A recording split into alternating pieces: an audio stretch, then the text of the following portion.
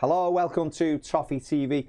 We thought we'd have a chat about Kevin Thelwell's interview on the training ground guru. We did it last week. Good. More communication from Everton's director of football. It's good. We hadn't heard, we'd had a couple of newsletters kind of thing, but we hadn't really heard from him. Then the BBC Sounds documentary came out that Julia Bold did. And what was it? Nothing Will Be the Same. Check that out if you hadn't.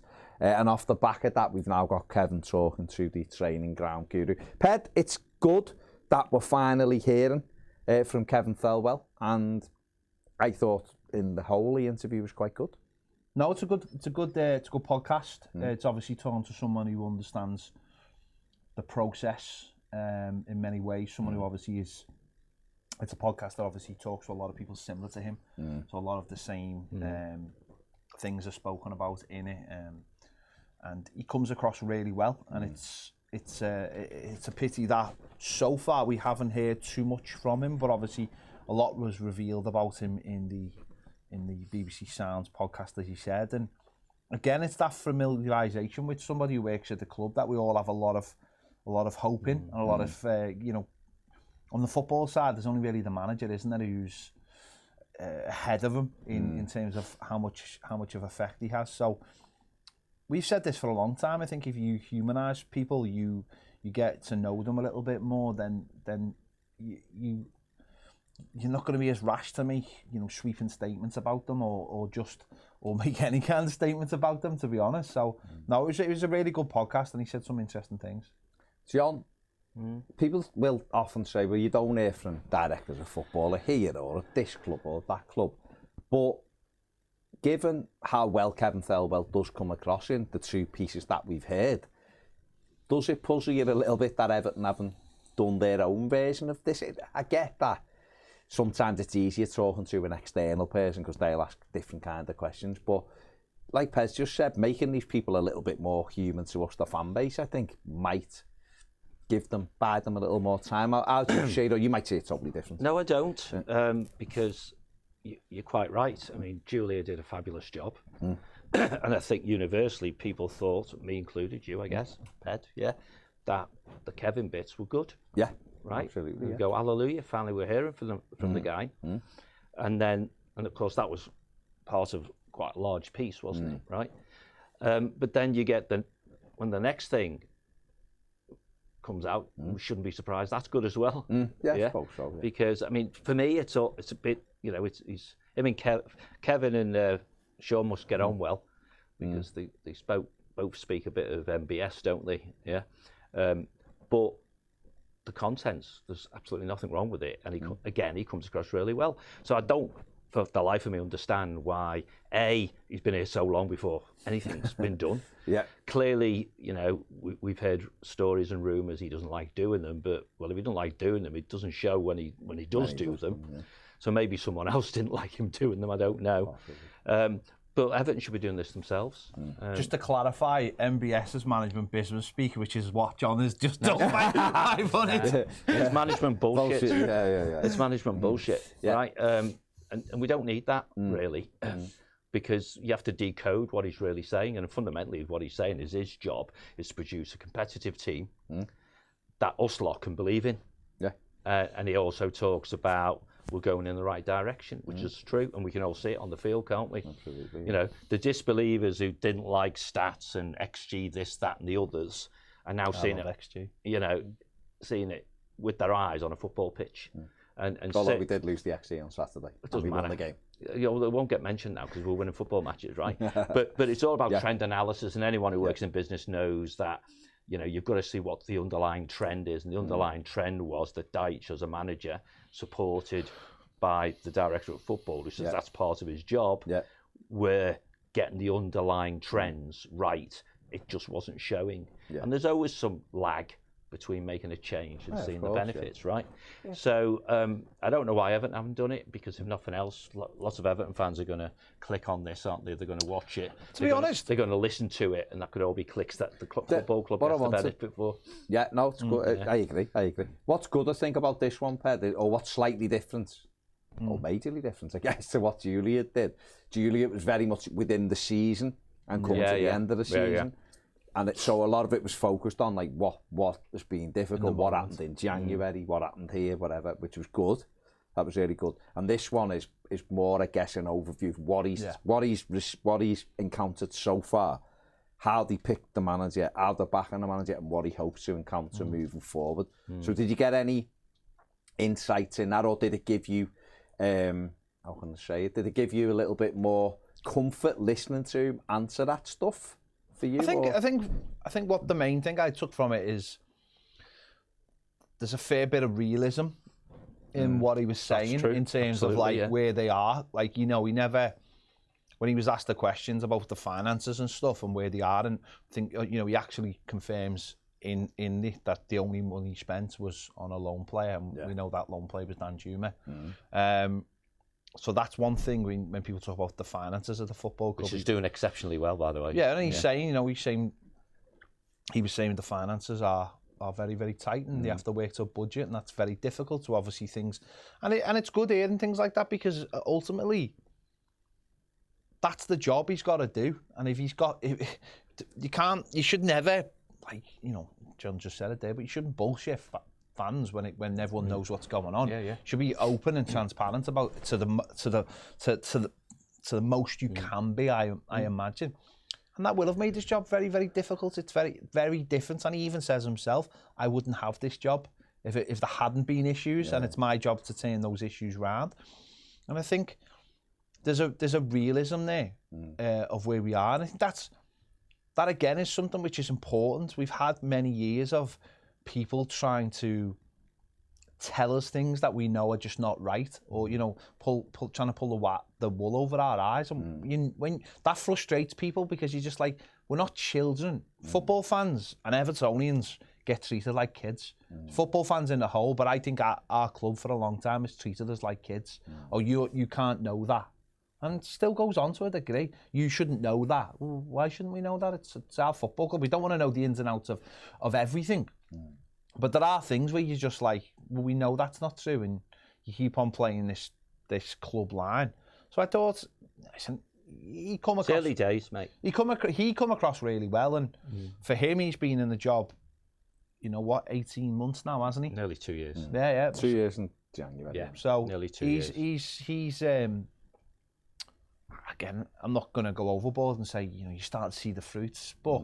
because it is a massive job. But it's good that he's spoken to someone like that, and it's interesting the way it's been used, the interview, the way Everton have used it. I find that quite very interesting.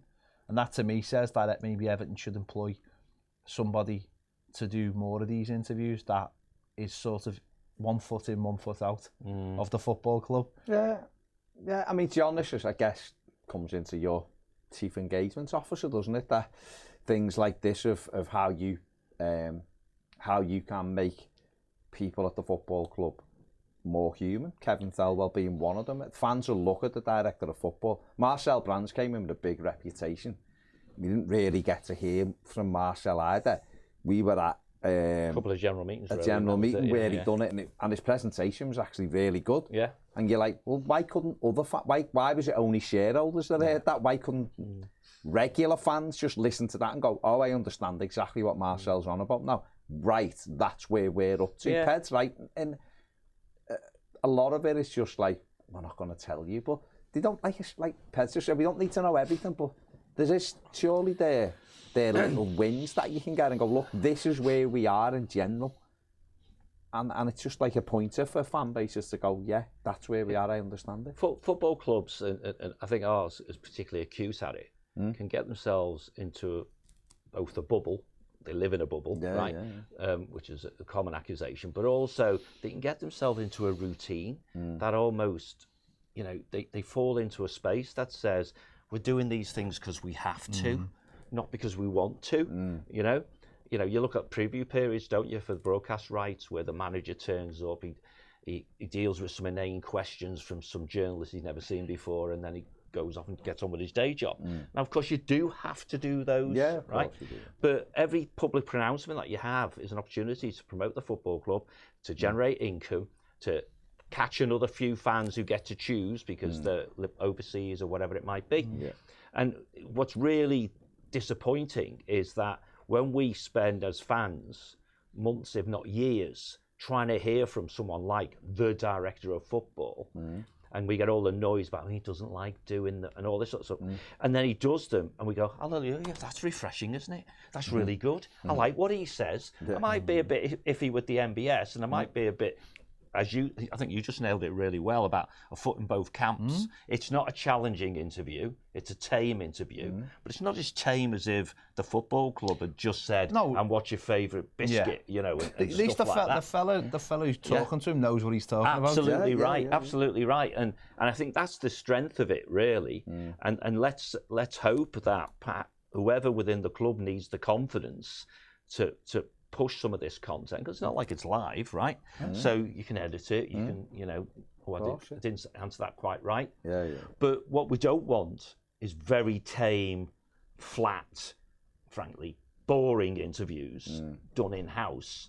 Now, clearly you can try and control the stuff that gets done externally, but as you said, the man still knows his subject who's interviewing him. They're not going to just be patsies for a football club, and so on. And yet the club have done it in the past. Back in the day when we did EBM, you know, the podcast stuff.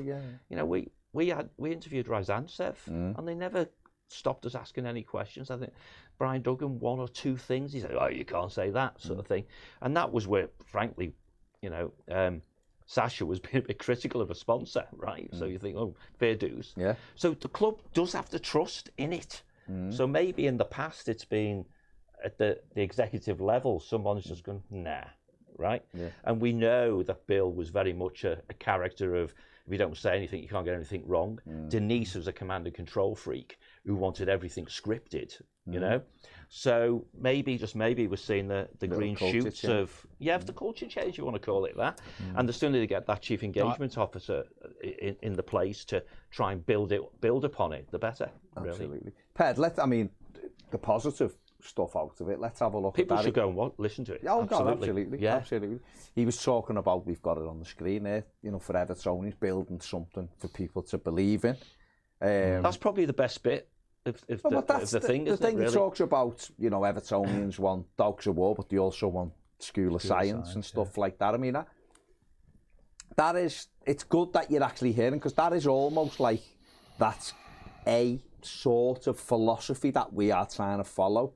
With that, no, it's not nailed down to we play three at the back and the goalie touches it with centre backs and we do. But for us, no, Sean doesn't want that. No, but that's like a through line for us, isn't it? To see what they're doing with, you know, what did they take from that kind of thing. It's a case of understanding what the fans want, but not being held to it, and that's their philosophies rather than a style of play, aren't they? Being a dogs of war or school of science aren't real things, are they? They don't really say anything, do they? They're just monikers that we've put on particulars, and actually school of science meant you did everything, basically. They're not, you know, are we going to play boss school of science? It doesn't really come across, but he said the right things, and more importantly, I think it's a case of understanding what you've learned and what who the fan base are.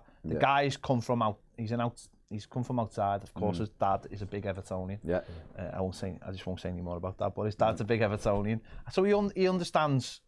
He understands, because especially like your dad will probably be on to him all the time. Phone every single day, going, why are you doing this? Why are you doing that? Phone. And that's brilliant, because that's it's real to him, isn't it? It's a real, it becomes a real pressure, doesn't it? The pressure is real. You don't walk away from that if you lose your job or you want to quit your job and go, oh, I've left that behind. That's like, that follows you forever, doesn't it? So that kind of thing is good to hear, and there'll be loads more behind that, of course, which is, you know, that's the tip of the iceberg, isn't it, in terms of what his job is, satisfying what fans' desire is. He's going to have so much going on. This will be the most complex balancing act that he's ever had to deal with as a because he's got everything, hasn't he? He's got and going through the stresses of the obviously what we've seen at the end of the season. He's, you know, that's twice. That's not easy. That's on him as well as part of his job, isn't it? So Yeah, it was good to hear some of the things he said, because as I said before, it's not like he's walking around, you know, thinking the job's going amazing. He's just thinking, well, we look like we're starting to go the right way, not turn the corner, we've got it all right. We've just started turning the ship round in the right direction. Yeah. And the next bit is, let's see where we can go with it. He talked about Sean Dyche. He does, yeah. Said he was on the radar and different things. And he come in and he talked about Sean Dyche evolving since he come in as Everton manager from what he was at Burnley. He says the numbers tell you that, the facts will tell you that, and all that. And Everton, you were obviously at Selhurst Park at the weekend, seeing Everton win there, and that's 6 wins in 9.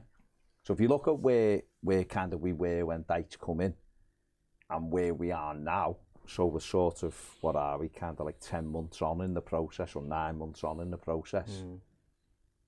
Are you seeing, for you, some evidence that not only is the manager kind of evolving a little bit from what it started, but also seeing, like Ped's just said, the team beginning to go in the other way? You go to every single game home and away, so you will be able to chart the difference in Everton's performances on the road and at Goodison Park as well. But are you seeing something where you go, you know what, probably for the first time in a couple of years, we look a little bit more durable, because we've been very weak in the last 2 seasons, haven't we? Or I think it's a complex question, really. That's what I'm here for, John. Yeah, because the things you always have to see. We talked before about trends, right? And there's glimpses in this podcast, and obviously the written word, I think, isn't great. But loses it. Loses it. So anyone who's read the article on the website, you really do need to go and see the interview, really, right? And you see glimpses of the what, right?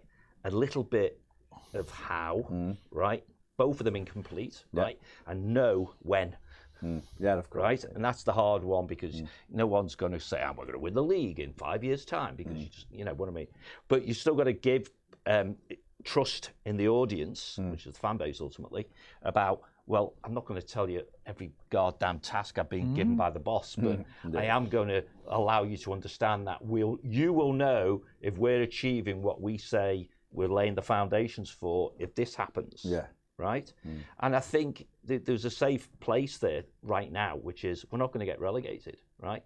Unless something really serious happens outside the control of people like Kevin and Sean, and by definition, therefore, the players, we're not getting relegated, because there's teams who are worse than us, right? But that's all you want. Teams are worse than us, and some other teams are better than us. And what we need to do is learn what they're doing wrong so we don't do it, learn what they're doing right so that we do it. But the timing is great. The board's been wiped out, right? And it will be when the ownership changes. The manager's got stability, which he perhaps wouldn't have had if Farhad was still got his hand on the tiller and going, oh my gosh, we've lost 3 games, change the manager, you know, that sort of thing. Some of the people who are very cautious and lacking in the ability to make decisions at the right time in the right way, and I mean not necessarily Bill per se, but say the chief exec and those sorts of people, they're gone, right? So these guys haven't got anyone stopping them doing the right thing, and maybe they're never going to say that, are they? But just maybe that little bit gives you the confidence. I ain't going to get shot in the next 5 minutes, but perhaps more relevantly, I'm not going to be told what to do every bloody 30 seconds, because there's no one to tell me at the moment. So quick, Sean, come on, let's get the foundations laid down so that. And clearly he gets on well with the people at 777, because he's worked with some of them before, and of course Sean is, like most Premier League managers, confident in his own ability, because they don't last at all long if they're not. And all that trickles into the players. So the players are just playing with confidence, aren't they? They know what's expected of them, because that's Sean being clear and very, very narrow with, you do this, you do that, you do the other, and he's sticking to his guns. So all that builds momentum, and I think that's what we're seeing now. I mean, the team spirit is fabulous and appears, it's visible on the pitch. People can see it, right? Dan Dumas, who getting left out, celebrating and jumping on people and so on. That's a real challenge because you can't fake that. No. Right. No. So that's real. Right. So these guys will go out, come out the trenches together, and they'll stand and fall about how they do it together, and that's all on the manager. Yeah. And this guy presumably giving the manager the time to do it by giving him air cover. Yeah. Right. Absolutely. And what they did in the last transfer window clearly was demonstrably very good because they got most of what they needed. And they haven't spent any money yet. What they need is a board that can back him then, right? Because it's not his job, as he talks about in the podcast, to sort out the club's finances. No. He means his own finances, right? But I also, when you say, and he rightly does, he talks about sticking to a budget. That's normal. Whether your budget's 50 million or 100 or 500 or $1 billion, it's still a budget, right? Yeah. And hopefully, these guys are doing the yards on prepping. Because they're doing this short, medium, long-term thing, aren't they? Well, you've just we're going to wrap up in a minute, but you just led it on nicely to the next one. I mean, Ped, we've just seen, he talks about his time at Red Bull, clear. Yeah. While he was at Red Bull, he did amass one of the youngest rosters, they're called, in MLS. And we've seen a little bit of that with Everton. Yes. Obviously, we've seen Chimiti come in this summer, James Garner's another one, Amadou Onana, Nathan Patterson's already there. Everton are chasing younger players around Europe now. There's a couple of lads from Corinthians in Brazil who they're looking at. Make that sound so bad. Younger players. Chasing players around Europe. Trying to get attract. There's one! Doesn't sound any better, does it? Interested in players with high ceilings. Yeah. No, you're right. And obviously lower value to get them in and then obviously move them on. We've got one of the youngest starting 11s, haven't we? No, but that's and I think he's hoping to develop that here as well. And we have to almost do that with our budget. Well, I think, but that's best practice. I think we are probably one of the last teams to realise that you don't really lose money on young players if you bring them in and you put them into a Premier League squad. They get Premier League experience. You tend not to lose money on them, and we saw that. We've brands brought in like Henry Onyekuru, and we made Walsh. What? Walsh brought him in, and then Brands was Brands brought in Branthwaite, and we've made the ceiling for him is huge. So we have Hopefully had. we don't because we keep him. No, but we have had these players, but we don't seem to understand that if you can bring them in, loan them out, have a good plan for them. And I know what he said. He mentioned recently about. We're not at the place where we can have the Brighton model yet. Looking 3 years down the line, we're very much going from window to window. And I suppose it's every year for him is to create that thing when he brings young players in is to add another maybe 6 months every time. So it's not this transfer window. We can now add on another 6 months. So we're actually now looking the summer, and then we're looking at every 6 months add another 6 months, hopefully. And that's the way you do that is bring young players in, develop them, give them minutes. Yeah, give them minutes, loan them out, and then move on some of those other players. And you keep on evolving the team all the time whilst bringing money in. And that is obviously that's the real positive. And John finally he talks about, because this is the question, which is again why you really have to listen to the podcast. The host asks him about younger players and getting minutes, talks about winning Premier League 2 with the older squad in that division, and this was something everyone was critical of, keeping players for too long. Nathan Broadhead is doing really well at Ipswich, still an Everton player at 24, and he's never going to be in Everton's first team, but he's doing really well now, and there's other players, and he does talk about that, Kevin, of making the decision going, we have to make a decision on these players by 90. If you're not in Everton's, you're not playing league football, what are we keeping you for? And we have, he's talking about Ellis, we make money on Ellis Sims, Tom Cannon. Now, in an ideal world, and I think we'll he does say this as well when he goes. Well, but the thing is, in an ideal world, you try and develop players to play in your first team. But if not, develop players who will then go and make money. Now, we got 15 million for those two strikers. So we need to see a bit more of that as well. Let a lot of money walk out the door, and exactly. No, absolutely right, and that's why it's top to bottom, and he doesn't talk about it, of course, because it was the old boys and girls used to talk about his few hundred item project plans sort of thing, but it's being objective around those things, and he's being consistent as well, because you go back to the Julia thing, he talks about we've learnt, about Anthony Gordon being an example, let's just be decisive. And we've talked on this channel many times. The only thing the club has to do to keep us lot happy is be decisive about its decision making and be able to effectively communicate with the fan base. And win games. Because if you do those two, you will be doing the others. This is the point about where you're at, you know? Yeah. And hence the what, the how, and the when. And you know, if there's people out there thinking we want to get in Europe, then let's do it this season, right? Let's not do it in 10 seasons' time. Yeah, of course, The same, but with our favoured one of the stadiums finished, move into it. You know what I mean? Be decisive. And if you fail quickly, right? And we will forgive them, won't we? Yeah, if they're trying we to do the will right forgive thing, them if they're trying to do the right thing. It doesn't quite work, and then they explain what went on and why and all that sort of stuff. And I think this is really good stuff. This what Kev's done in this one, and it builds on the Julia stuff as well. And let's look forward to the next one. Let's hope it's in house and it's not tape. Yeah. Absolutely. Let us know what you think in the comment section of have you listened to the Training Ground Gurus podcast with Kevin Thelwell? What did you think of it? What else would you like to hear as we move forward? And should the club be letting him communicate with us, the manager as well, get the manager in a more relaxed thing and ask questions, make it all more, have a more of a relationship with us fans instead of keeping them at arm's length from people and therefore not being able to build relationships. So let us know what you think in the comments. Give the video a thumbs up and subscribe if you haven't. See you later.